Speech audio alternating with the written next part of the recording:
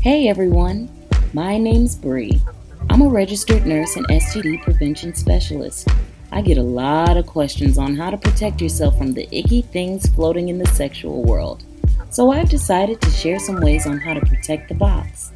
What's the box, you may ask? This is your box. Boys, you have one too. Here I'm going to show you some ways on how to tighten your security system. So before you start singing, let me sit this back. Oh yeah. Here's some tips.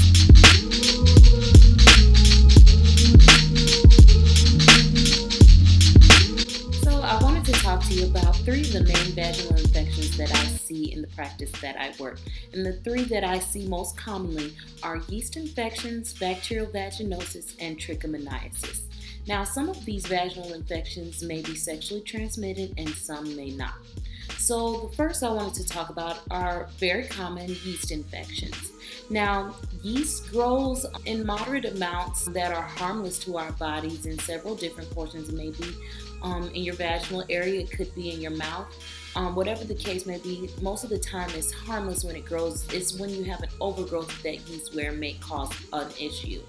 And so with yeast infections, most of the time it's accompanied by a white discharge that's absent of an odor. And basically your pH level is above a 4.5. And basically, these are really easily treated. The reason why you can have an overgrowth is possible that your undergarments that you may be wearing are too tight. It could also be that you aren't washing properly in your box area, whatever the case may be. It's very common that yeast can grow. And so basically what you want to do is very easily treated. You can go to your local pharmacies and your local grocery stores and you can get something over the counter like Monistat. And for the most part, they're usually 3-day, 7-day, or 10-day applicators where if used properly is very effective in getting rid of the yeast. Now, with bacterial vaginosis, something that I notice a lot of women get confused about because what happens is the symptoms are very similar to a yeast infection. So because they're so similar, you just go to your local grocery store or your pharmacy and you get something over the counter and you're treating a bacterial infection with yeast infection medication when really what you need is an antibiotic.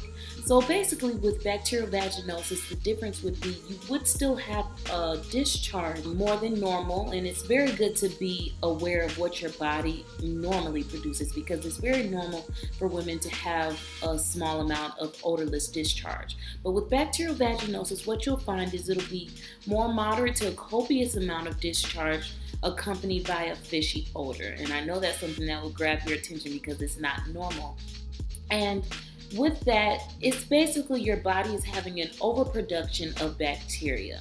So I have not seen any testing kits like a yeast infection would. You can go to your local pharmacy and see self-testing kits where you can test yourself for a yeast infection. I have not seen them for bacterial vaginosis, but I do know that you can go to your family physician or the health department, and what we will do is get a vaginal sample and mix it with the KOH solution and actually take a whiff of the vaginal solution. It is actually called a whiff test, and if we see that there is some type of fishy odor, we will prescribe you an antibiotic because it is evident of having bacterial vaginosis. The causes of BV, what we call it for short, are unknown. It could be because you may have several sexual partners. It could be because you've been introduced to a new partner, but it's not necessarily classified as sexually transmitted because you can also get it if you weren't to be washing properly or if your undergarments were too tight as well. But it's very important that you get this taken care of. Most of the time, what I would prescribe is metronidazole, 500 milligrams to be given twice a day for 7 days, a full week, and it's very effective in clearing the bacteria. Now, the third vaginal infection I wanted to talk to you about is trichomoniasis. Trichomoniasis is sexually transmitted. It isn't something that A lot of people come to me and say, isn't it something that you can get from sitting on a public toilet or sharing washcloths or towels? No, that is not the case. You, in fact, have to be sexually active with somebody who has the bacteria. And it's very important that you get this taken care of, because as young women, if it's not cleared from our system, it can advance into more complex or complicated health issues such as PID, which is pelvic inflammatory disease, and it can develop into fertility issues, which is something that I don't want any young woman to experience. So basically, with trichomoniasis, you will have an elevated pH level as well. You will notice most of the time having a moderate to copious amount of discharge accompanied by an odor along with discoloration. It could be a yellowish, greenish, or even brownish tinged color. And that's where you want to see your family physician or a health practitioner in the health department, where you can actually get a vaginal sample and test it for the trichomoniasis, or trick for short. This is also very effectively cleared with antibiotics. I prescribe metronidazole for that as well, recommended by the CDC, and we give 2 grams at one time and it clears it. It's very effective, and it's very important that your partner get treated as well, your partner or partners, because if you continue to be sexually active with your partner or partners and they have not been cleared of the bacteria, all you're going to do is continuously bounce the bacteria back and forth between the two of you. And it, like I said prior, it can develop into more complicated issues. So here are 5 things you can do to try and avoid vaginal infections. When it comes to your sexual health, make sure that you protect yourself.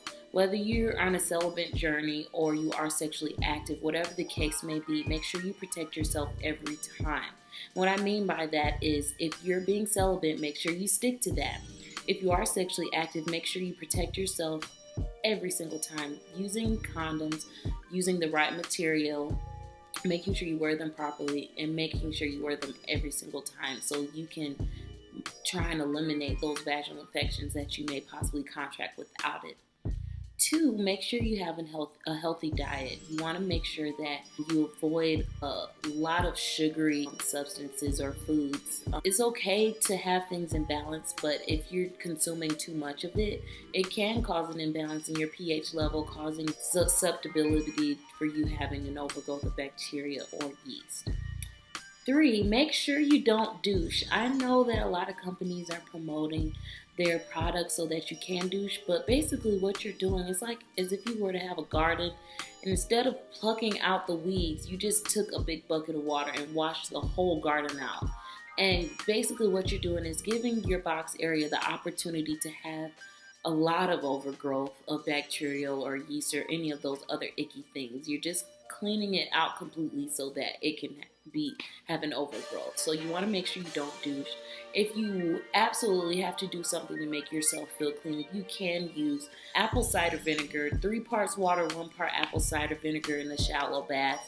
That's something that can help, but absolutely none of those douching products, because in the long run, it's really not going to help. 4thly, what you want to do is make sure that you're drinking a lot of water. You want to make sure you drink enough water to flush out and give your body the opportunity to just clear itself of all the toxins, so that you can continuously have a good pH level. And I mean, it's good all around, just to keep yourself hydrated so that your body can operate at the best that it can. And lastly, what you want to do is make sure that you are washing properly. Make sure that you wipe from front to back, not back to front. What you're doing is allowing bacteria and other things to come forward into your vaginal area when you wipe from back to front. So make sure you're cleaning properly, making sure you're bathing properly, not using any perfumed soaps that can irritate your box area. Sticking to one soap, you don't want to switch it up too much, shocking your body.